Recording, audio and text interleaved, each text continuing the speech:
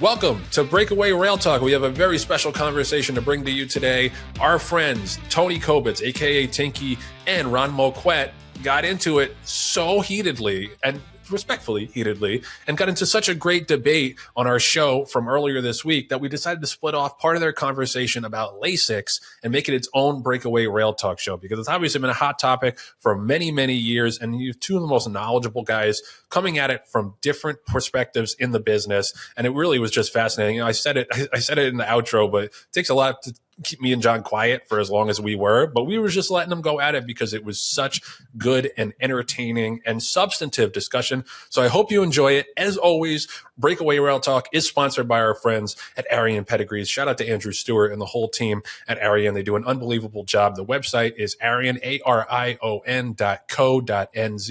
Pedigree database is just second to none in this business. You'll see a lot of times we put the pedigrees up when we're talking about horses who have won on, in the past week or so. We did it with Forever Young and Coal Battle on the show earlier this week. And it's 5 dams. You can click on the hyperlinks and find, additional info for sires and broodmare sires and crosses. Like, it really, if you're a pedigree nerd like me and like John and like our friend Ren Carruthers, who's the top of the pedigree nerd to pyramid, there really is no better place to check out some of the depth of the pedigrees of the horses who are doing well. Try to find commonalities. If you're making breeding decisions, it's another great resource to have. So check them out at arian.co.nz. And as always, thank you to Arian Pedigrees for sponsoring Breakaway Rail Talk. Enjoy the show.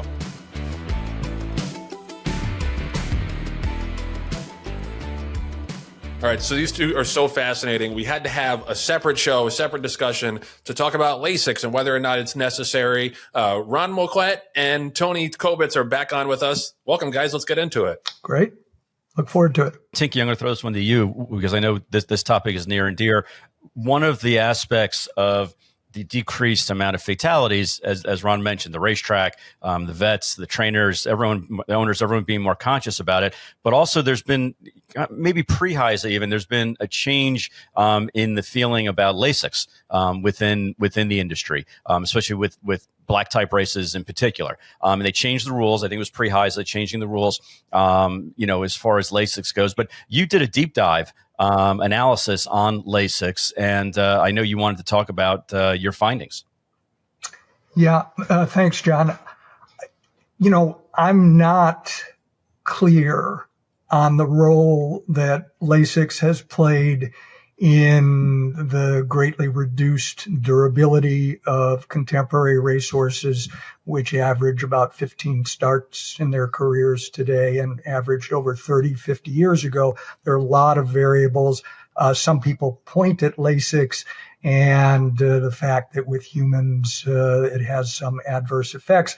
I don't know to what degree those adverse effects have played a role in decreased durability in today's racehorses. But I did a study last year that was based on a total of 646 starts of horses trained by a single trainer. It's not important who the trainer was, a big trainer, but that's not important because the point is a much broader point, and I don't want the focus to be on the name of a trainer. But Julia, if you could put the first graphic up. This was over the course of 12 or 14 months or so. 646 starters, and of those starters, this trainer had the option of using Lasix 475 times. And if we can have the graphic, of those 475 times, only 4 times did the trainer choose to start horses without Lasix. So 99.2% of the time, given the choice, Lasix was chosen. And of the first starters where he had the option of using Lasix, there were 64 total events, and 63 of them he chose to use Lasix, and only one did he race without Lasix. Now, we can debate whether it's 5%, as John Gosden has suggested, or 10% of the horses that are really difficult to manage without the use of Lasix, and I'm sure Ron will have an opinion on that. But it's a relatively low percentage. I think that the evidence is really clear on that, and in fact, there are studies that support the notion that only a small percentage bleed so severely that, without Lasix, they really, couldn't run safely. There is such a big disparity between someone starting 99% of their runners on Lasix and 63 of 64 on Lasix, when only a small percentage of them are likely to fall into that category of being really difficult to manage. So I think that it's really revealing. So the second graphic will display stakes races, where we now know that the rules are different today, and I think in a positive way.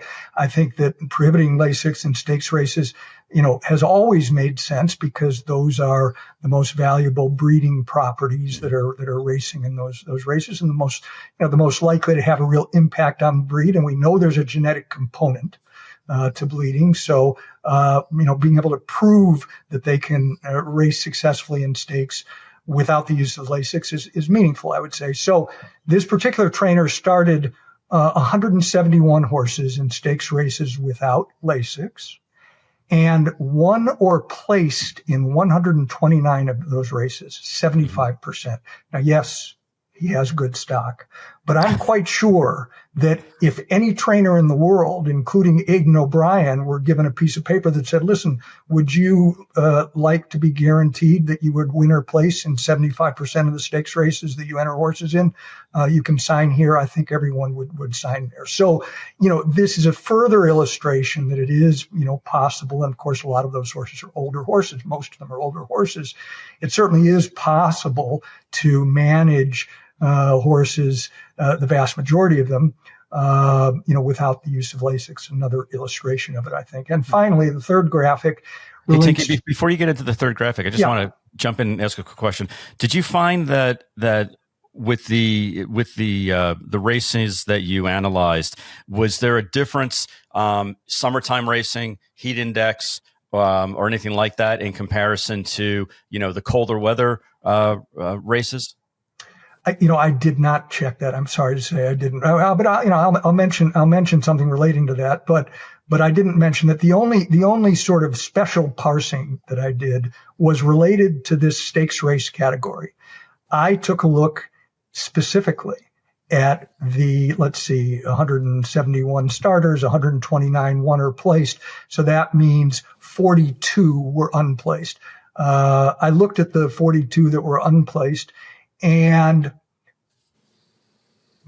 based on my own criteria, I've been handicapping for over 50 years, I separated them into those that ran poorly, which was a total of 37. So 21% of the starters ran poorly. And then of those, what percentage ran poorly with excuses other than possibly EIPH? And 16%. So basically what I came up with was only 5%, and it wasn't goal seeking. I was doing it honestly. Only 5% of the ones that started without Lasix in these stakes ran poorly without any possible other excuse that I could see. And that's fairly consistent with 5 to 10% being such bad bleeders that maybe they struggle, without the use of Lasix. So that's the only kind of special parsing that I did. John, did you have something to ask you? I'd love to get Ron's take on that.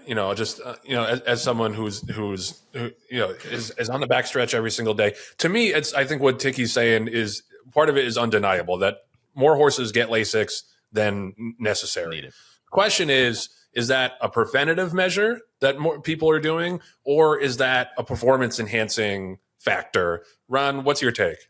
Well, with all due respect, my expertise does not come.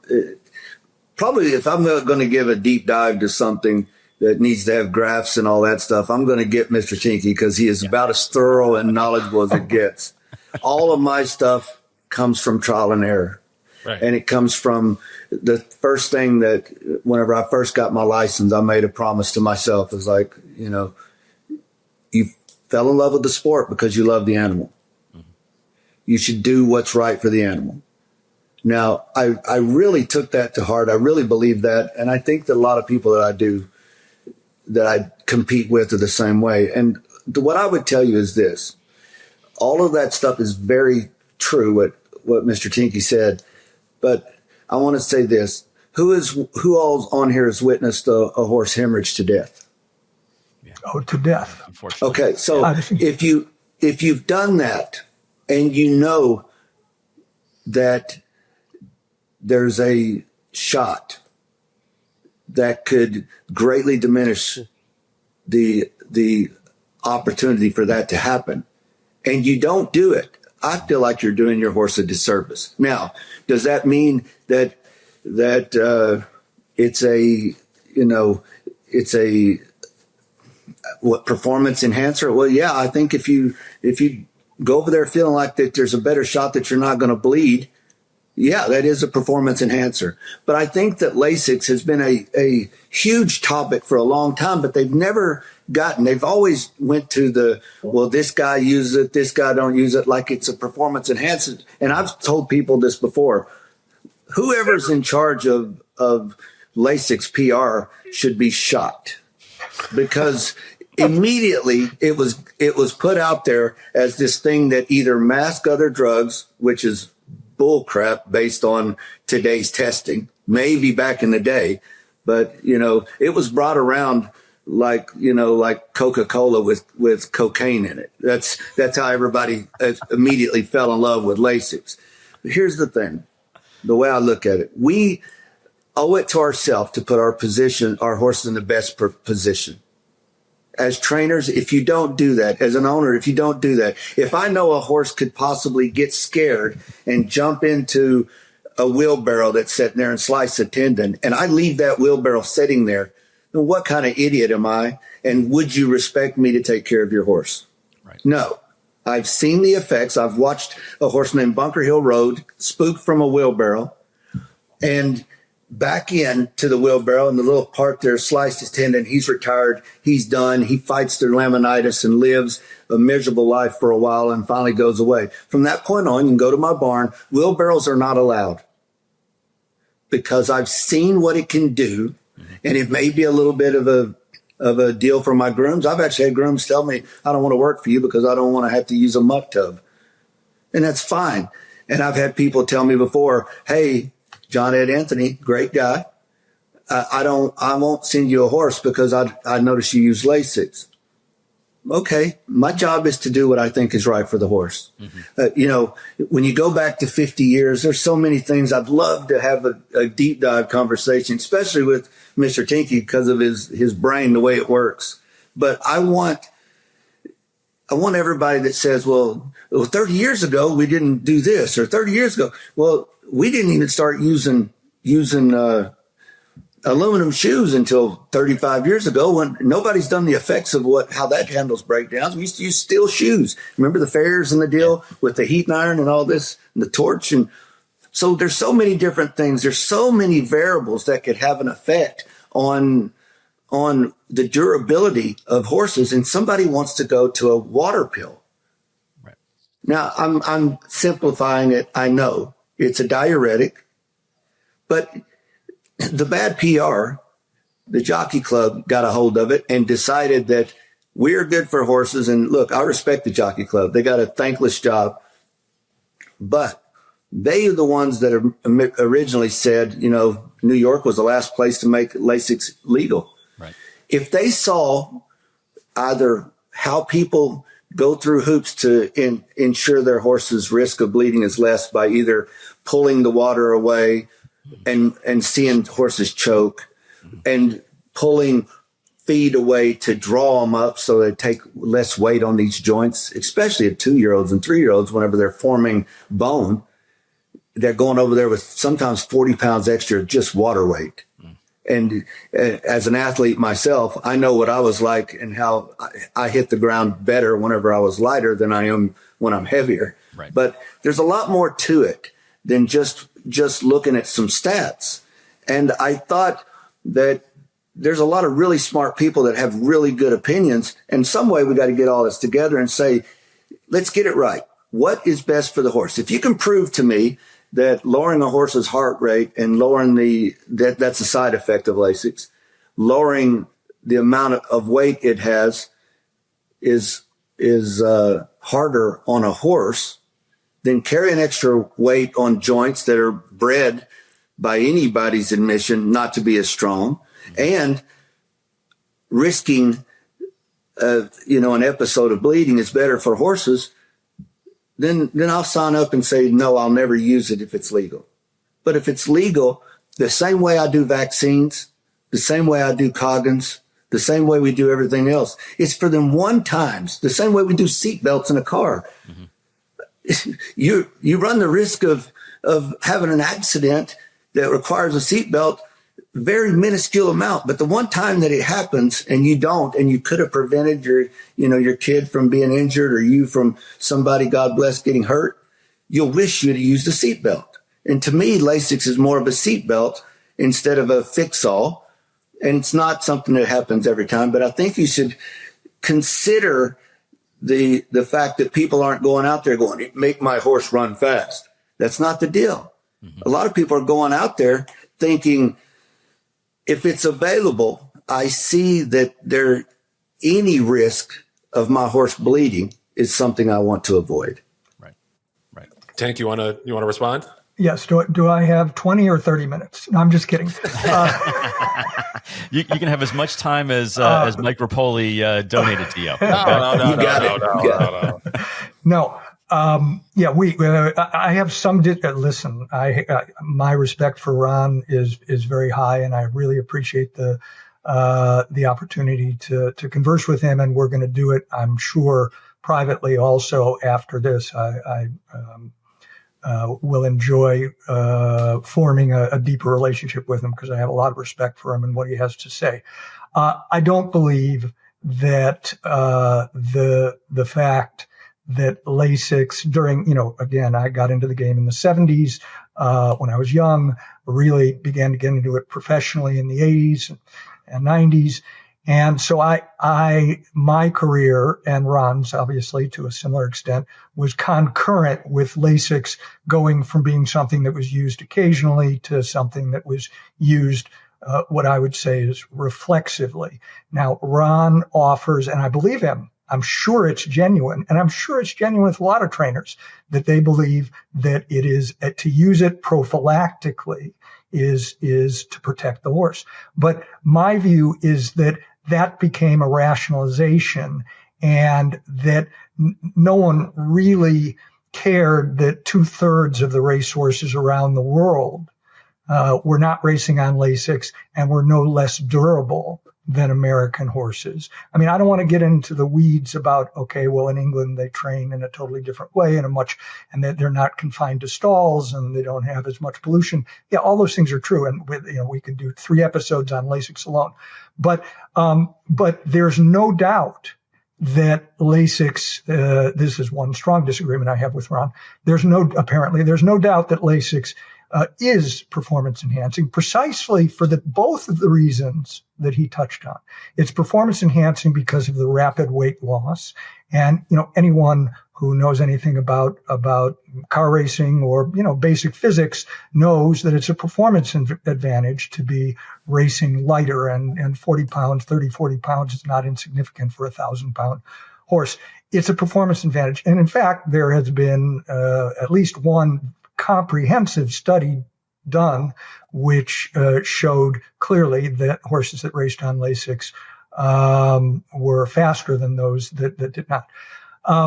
The other, with much more subtle point, which is not one that I bang the table about, is that lowering blood pressure is undoubtedly a performance advantage for highly strung horses. If you're a trainer of a highly strung horse, when I was, more regularly involved with buying and selling and managing horses, and I had a highly strung horse, I didn't give a damn whether the horse was a bleeder or not. I wanted the Lasix to keep the horse as calm as possible pre-race.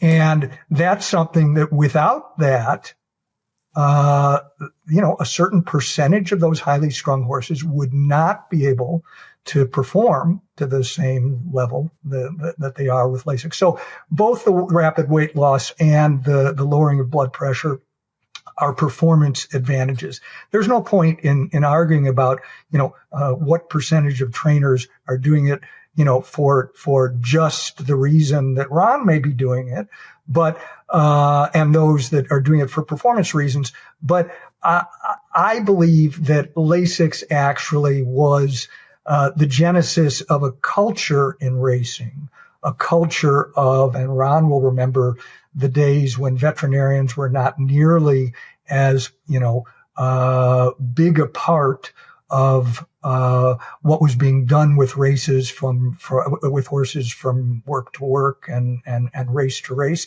There was much less medication. Yes, of course, there was. I'm not saying there was clean. I'm not saying there were no PEDs in the 40s, 50s, 60s. They were using heroin and this and that. No one will ever pass Oscar Barrera Sr. in terms of what's capable in terms of PED use. But I think that there's been a different culture that has developed, and I think that what I would consider to be promiscuous use of don't forget now, the original concept behind Lasix was to scope horses and use it on horses that had bled. Well, Ron, again, I'm trusting him 100% that he's being honest in what he says, but I'm also 100% certain that he would admit that countless times people have gotten horses, trainers have gotten horses qualified for Lasix without them having bled, solely because they wanted to use it prophylactically. Okay, we can debate whether that should be done or not, but it wasn't the original intent. The original intent was to treat horses that were bleeders or serious bleeders so that they could race safely. It's gone way, way beyond that. And I question, whether or not that's actually been helpful to the breed, both in terms of any possible long-term impacts of horses being injected, once a week, whether they're racing or breezing for years, and B, more importantly, because it's something that I think is more obvious, Lasix masks bleeding. So you're going to be allowing, if not encouraging, the worst bleeders to get back into the breeding pool because they've been able to race, quote, successfully as a result of the Lasix use. And I think that that's another, problem with how things have evolved with Lasix. Incidentally, when I just to jump in for a second, Ron, when we first started in racing in the 80s, there was a diner that was by the Meadowlands racetrack. And if you went in there and you ordered an Oscar Barrera, it was a milkshake with everything.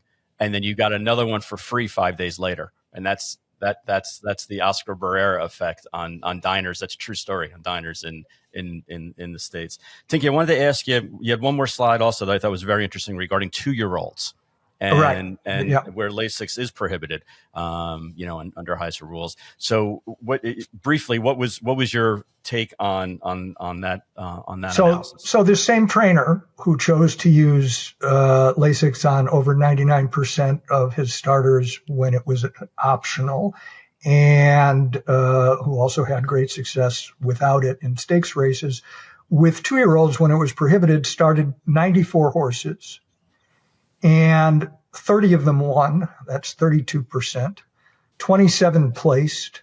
So a total of 60% either won or placed. And 39% were unplaced. Another 12% won their second starts without Lasix. So a total of 44% of his 2-year-olds won their first or second starts without Lasix, which is yet again an illustration of it not being something that's required for horses to run safely. And again, I know we're probably going on too long anyway now, but I think that it's important to bear in mind that an extremely high percentage of racehorses race safely, without the use of Lasix. In fact, let me just say one other thing. I know Ron will beat me up because I'm referring to something here, but there was in 2023, June of 2023, Natalie Voss, editor of the Pollock Report, published an article that said, study shows less than 10% of 2-year-old runners experience severe EIPH, regardless of Lasix administration. So even those that were administered Lasix, there was, a certain percentage were included in this study, and less than 10% experienced severe EIPH.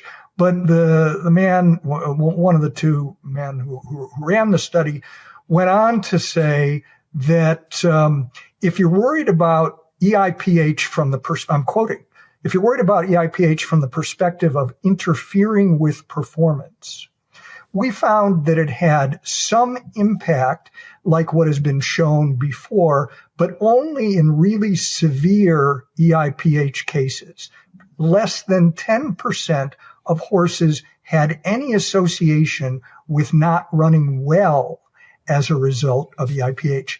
Now, I don't know for sure how he was making those judgments. And it's possible that some of his judgments were erroneous. But once again, we have this time a third-party researcher who studied. These were over 1,000 horses, 2-year-olds that were scoped for this study. So he scoped over 1,000 2-year-olds. 12% of them run on with Lasix, the other 88% without it. And he said only 10%, in his view, again, I'm not sure how he arrived at the conclusion, did not run well. But again, we're at that number, 10%, 5 for Gosden, 10% here. We're 5% when I did the parsing on the stakes races and the study that I did.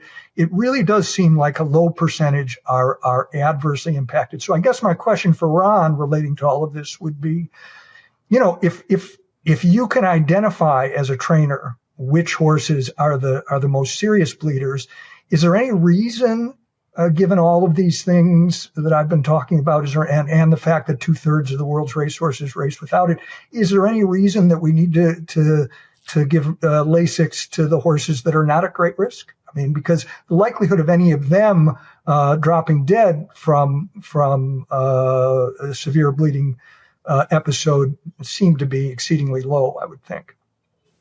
So, several things. One is, if we're going to use science, we have to use science, right? Science are established facts where you have the same variables, and then to try to get a different effect to create a new hypotheses, right? Anytime we say stuff about Europe, I automatically turn it off, and I'll tell you why. Not the stuff that you went through, saying obviously they have a lot better places to train than we do. We're training at Rikers Island with concrete, and they're training on fields with trees and natural filter systems out in the wild, perfect situations. Not only that, I have owned horses that run in Europe, and I've seen the vet bills. Mm-hmm. The most callous thing you can say is, well, we should do what they're doing because they don't use Lasix. I've seen what they use. Right. Because they don't use Lasix. Mm-hmm. Instead of 1 shot 4 hours out, this thing was administered 11 shots over 3 days. Because they agree like me, and just like Mr. Gosden when he came to the United States and ran, when given the opportunity, you want to try to prevent your horse from bleeding. Now, they didn't have the tear away, set everybody on fire deal of Lasix. Sure, we'll agree with that. They didn't. But to say that they didn't treat their horses for bleeding is not nowhere near true. And anyone from Europe will tell you, especially people that's owned horses and seen vet bills, I know what certain things do. I know what acts as a diuretic. So I know that we've agreed across the world, the opportunity for a horse to bleed is something that we don't want to see. We damn sure don't want to see it on national TV. Mm-hmm. Blood is bad, even to a 2-year-old kid. Right. Anybody can see blood is bad. That's why when Peter was at coming to Churchill Downs, they were having people stand at the end of the races in hopes that they could record blood, because they could prove that racing was bad if they could show people where they bled. I think that this has gotten to a point to where it's a lot of people's pet issue, understandably so. And I do agree with many of the things you said. When I first come to the races, we weren't allowed to have vets on the backside. When the vet come in, you had to put a little siren on the top, and a security guard would come down and he would do whatever he's supposed to do. And then he would have to be escorted out, and he would have to stay out until somebody else called. He had to put the siren back on and come back. So I believe, yes, there's a lot of people, leaning on veterinarians has become a issue for drug use in horses. But by no means do I want to get corticosteroids. Do I want to get, all these different synthetic stuff that's going on confused with Lasix. They're different deals. One, the effects of it short term is to counteract the effects when they get back to the barn, is you give them all the water they want with a nice supplement of minerals, and then you monitor them as they cool out. The other is if they do bleed, and I know it says performance enhancing, a little bit of blood, a little bit of scar tissue, which if you want to, the only screen I can show you is my lungs right now, because I am someone that suffers from scar tissue on lungs, and I'm on 60 milligrams of prednisone daily because of this scar tissue that's there, just so I can function like a normal human. That's, thank God for sarcoidosis, I guess. But I can tell you this, if I can take a shot to keep my horse from having to have any of that stuff to get over bleeding, any of the antibiotics given to keep off infections from bleeding, then why in the world would I not want to go, okay, I'm a normal horse owner, horse trainer. I've seen what could happen this. I've seen what could happen that. Same thing as whenever I look at blinkers, look at glue on shoes. Look, that should be a part of the decision I make for training my horses. If I can do that, and I know the difference between both, and I've seen one that didn't bleed enough, couldn't bleed. We won the race, bled a little bit. 3 weeks later, we're sending it up to Rood and Riddle to have its lung drained because of the lung infection, and scar tissue comes. The horse is never the same. Mm-hmm. So I'm not saying from a gambler standpoint, I get it. It's hard to wrap your head around, especially when we've had 2 decades of people telling you Lasix bad, Lasix equals drugs. Well, look, again, Ron, it's if you're going to rely on science, it's basic physics. It's a performance enhancing drug. Now, you can argue that it is preferable to prevent the potential disaster of these extreme groups from filming blood coming out of nostrils and live. Well, that's out of context, but I mean, it is important. I'm not saying it's not important. I'm saying you can argue it would be reasonable for you to argue that even if you accept that it's a PED, that's less of a problem for the industry from a marketing standpoint than blood coming out of nostrils. Yeah, I understand that argument. But I don't want anyone to be confused into believing that it's not a performance enhancing drug. It is. And I agree with you about masking. It doesn't have the same masking potential that it did. Well, let me ask you this, Tinky. Would you say a vaccine is a performance enhancing drug? No, because a vaccine's not going to allow an athlete to perform in a way that it would not have been able to naturally without the vaccine. I mean, sure, a vaccine can prevent an athlete from getting sick, et cetera, and that would be performance enhancing. How about a GastroGuard? No. Yes, I understand. I had a really. If you can prevent a horse from getting ulcers, of course it's going to perform better, right? But that's a preventive that's not giving a performance advantage on race day.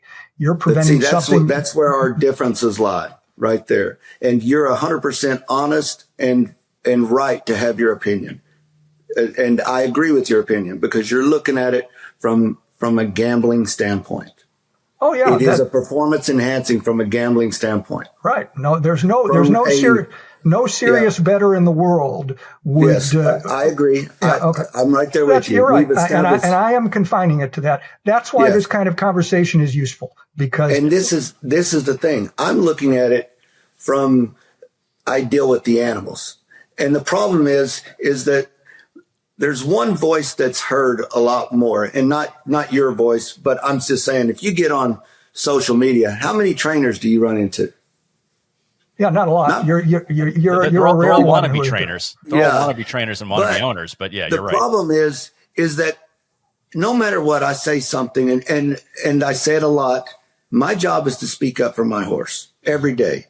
Whether it's to an owner where I don't feel like we should run this race, I haven't got enough in it since the last race, whatever. My job is to say, right or wrong, however it's perceived, whether or not I get fired or whether or not somebody thinks I can't train. I'm a low percentage trainer. I've been told by racing forums and gamblers my whole life that I suck at my job. But I can tell you this, my job is to do best by my horse and thus doing best by my owners. And unfortunately, I don't care about gamblers.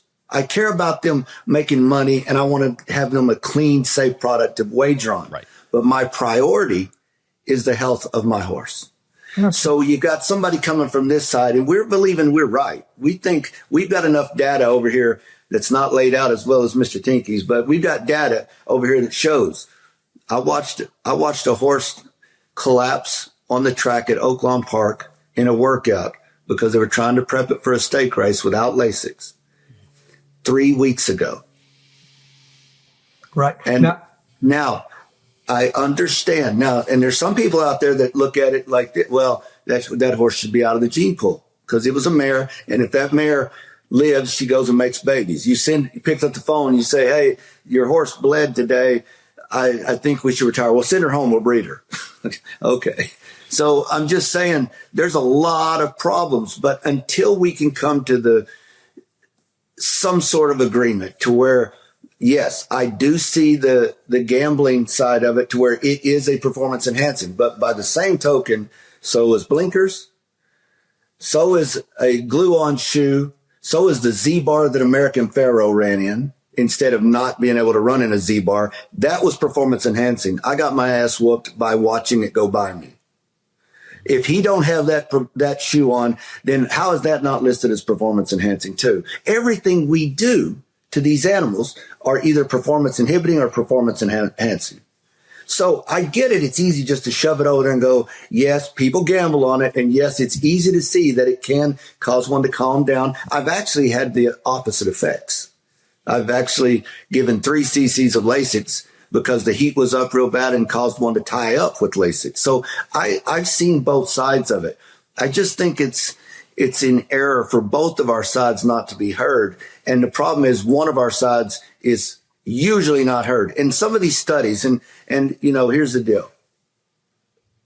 I'm very happy HISA's doing an in-industry study that is multifaceted because, we do every therapy we can because I feel like it's the right thing to do. If you can, do it, right? Do what you can do to help this horse, A, perform, B, last longer, obviously be healthier in the process. If I don't do it, I feel like I'm not doing the animal or my owners a service. why is it that I've been around and I run a lot of horses. I mean, I think I'm second behind Asmussen here in horses started. I've never been involved in any of these studies. How is it you can't sidestep me with anything from anything? And yet I've never been involved with these studies. I run every kind of race. I run it seven different states. How did I tiptoe around all these studies that people have? And I'm available and I'm outspoken. I'll say it, and then somebody can come and clobber me with a better way of speaking. I get it. But at the end of the day, I'm amazed at the accuracy of them constantly going around mine, because I think I offer a perspective that would be valuable, yet they tell me they're doing this guy who feeds this. I don't feed that. We feed something different. He gets his hay from North Carolina. I get my hay from West Coast. You know what I'm saying? There's a ton of difference. He gallops at a 2-minute clip every day, and his horses win 19% first race. Mine usually win about 7 because I don't gear them up to win. Right. So if we're doing science, why is it that my way of doing it isn't considered? Maybe I have less of a deal of bleeding. They don't know, but they've never asked me. And I think that I've been asked a lot of stuff about a lot of stuff, and some of it was very uncomfortable. It's funny that I've been sidestepped on the Lasix.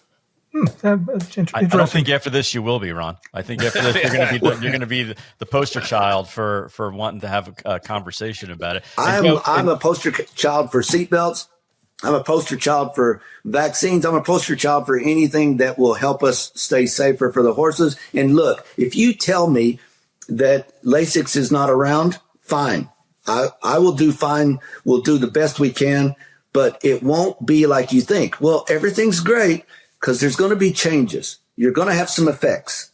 There's going to be more choking on horses that can't get their air down because they've had to be drawed up. The old fashioned, you've heard this. I know you have, Mr. Green, the term drawing up a horse. Yep. That is the most, if you like animals and you know that somebody doesn't want their horse to bleed so badly that they're willing to draw the food and water, hay, and even put a muzzle on it for 36 hours out, or you could give it a shot and give it water back and as soon as it's run, you're going, and the other stuff that they do, the other shots, like the European way, we don't do Lasix. Right. Bull butter. It's different. Bull butter. That's a good name for this show. So that was absolutely fascinating. It takes a lot to make me and John shut up for like 20 minutes straight on this show. But you guys came with the goods on the Lasix discussion. Thank you so much for the time and for the insight, Ron and Tink. Thank you. Thank you. I've enjoyed it thoroughly, and I appreciate Ron being on because he really made the show. Absolutely. Thank you so much for watching Breakaway Rail Talk, sponsored by Arian Pedigrees. Shout out to Tony Kobitz, a.k.a. Tinky, and Ron Moquette for coming on and giving us such an entertaining discussion. Thank you to John Green, my co-pilot. Shout out, as always, to Arian Pedigrees and our buddy Andrew Stewart. Don't forget to check them out for all of your pedigree needs at arian.co.nz. We'll put it up on the screen right now, and we'll see you next time back here on Breakaway Rail Talk.